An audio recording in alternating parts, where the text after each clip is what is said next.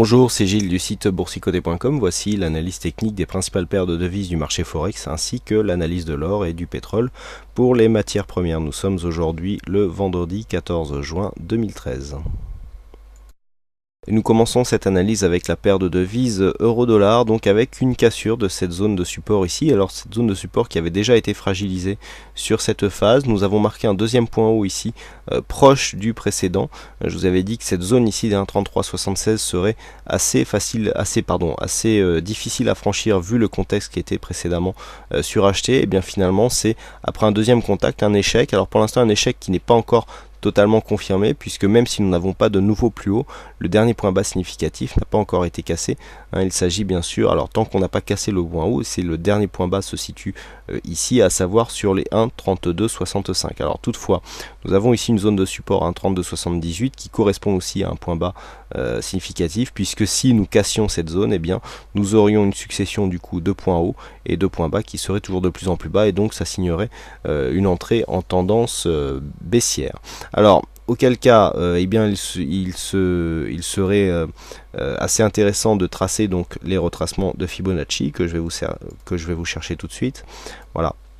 Donc ici toujours sur la tendance directe, lorsque nous traçons ces retracements, ce que nous pouvons constater, c'est que bon, juste sous cette zone ici des 1,3278 et sur le précédent point bas significatif que je vous ai indiqué, à savoir le point bas de cette bougie qui se situe à 1,3265, nous avons le retracement des 23,6% de Fibonacci qui correspond donc à la limite de la zone de consolidation. Donc tant que cette zone ici des 1,3260 n'est pas cassée à la baisse, nous ne pouvons pas considérer que les cours sont en phase de consolidation. Pour l'instant, il y a rupture de la dynamique, puisque le support ici qui guidait bien la tendance haussière est en train de se transformer en résistance.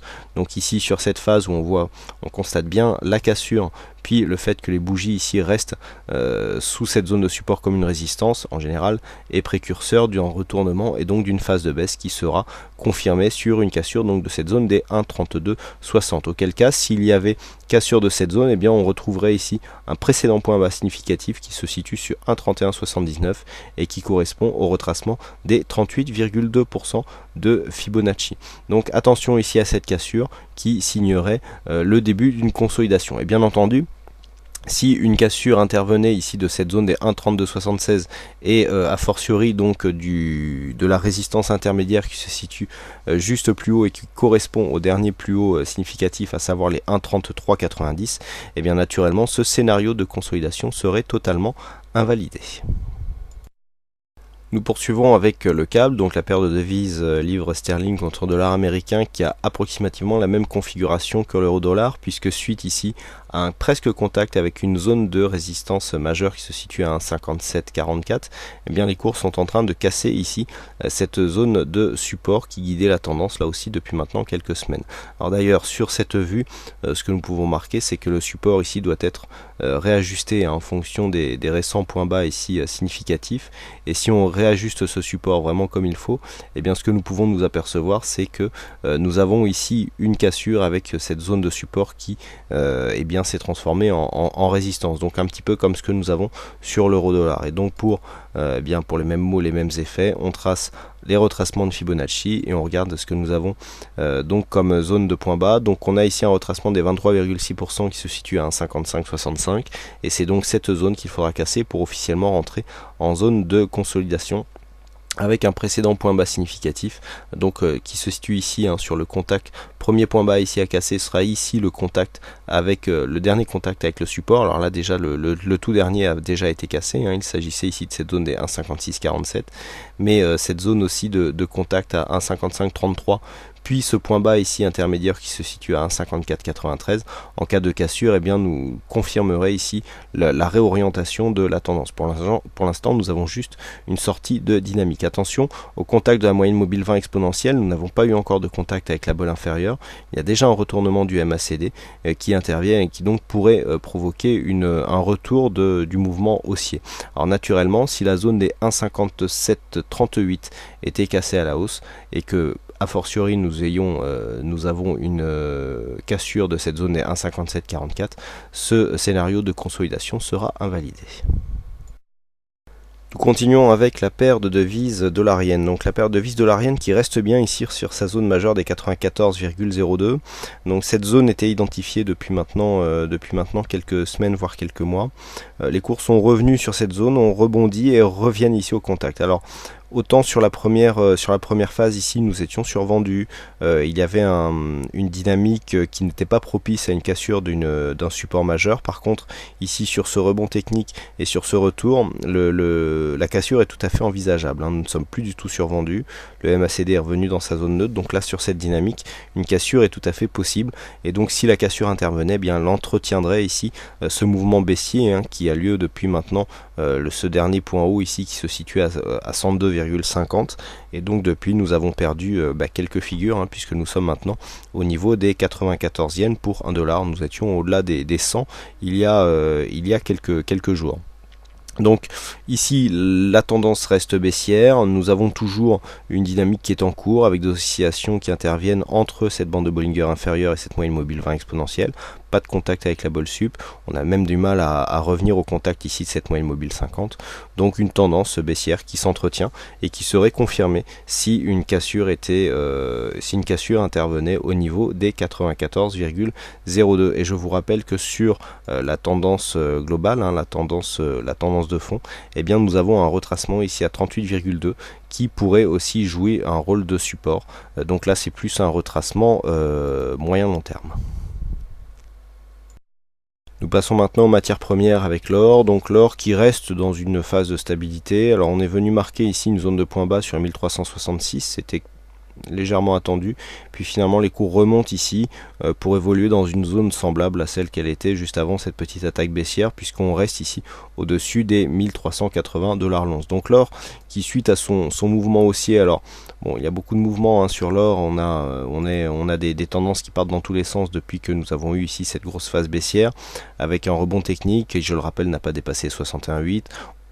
Pardon, on est revenu chercher ici un point bas qui n'a pas touché un récent plus bas, et puis depuis, eh bien, on oscille dans une zone neutre. Donc là pour l'instant, tant qu'on ne dépasse pas les 1366 ou qu'on ne repasse pas, donc 1366 pour la baisse, ou qu'on ne repasse pas au-dessus des 1420 $ l'once à la hausse, eh bien il y a neutralisation de la tendance et donc une stabilisation des cours du métal jaune.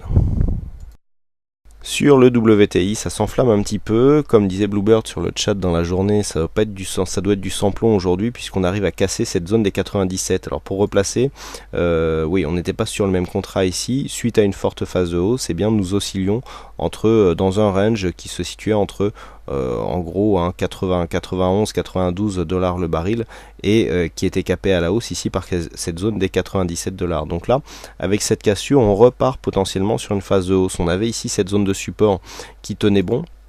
On avait vu ici sur le dernier contact qu'on retrouvait bien ici une dynamique, on avait marqué une phase d'exagération et que eh bien la hausse ici était tout à fait possible. Bon, par contre, c'est vrai que là, nous étions quand même surachetés sur cette phase. On aurait pu attendre une petite phase de respiration, mais le fait de casser ici à la hausse dans cette configuration montre qu'il y a une grosse pression haussière sur le WTI qui du coup a dépassé les 98 $ l'once. Donc là, on repart sur une tendance haussière qui a été impulsée par cette zone ici, avec ce support donc qui a été assez régulier et qui a provoqué une accélération. Du point de vue des indicateurs, donc on retrouve un surachat. Le MACD n'a pas encore trop de dynamique, donc nous attendons ici d'avoir un point haut significatif pour viser un retournement qui testera cette zone justement des 97, hein, puisque pour vraiment valider la cassure de cette zone, il faudrait que 97 ici, qui était précédemment résistance, se transforme en support. Et enfin on termine avec le Brent, donc le Brent qui sur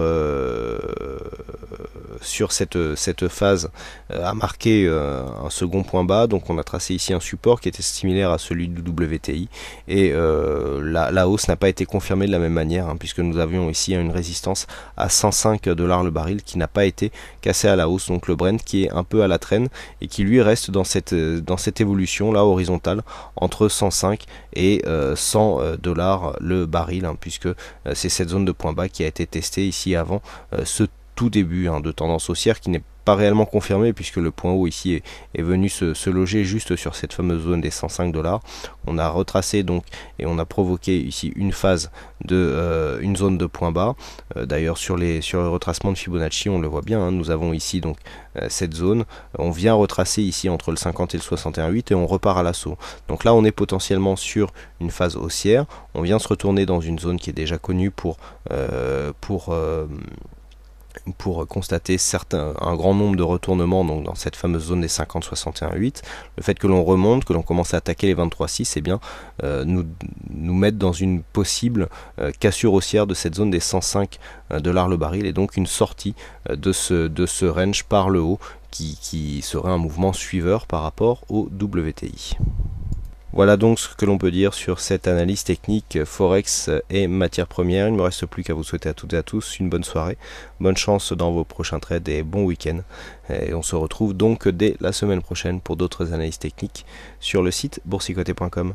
Bon week-end à tous, bonne fête des pairs et à la semaine prochaine.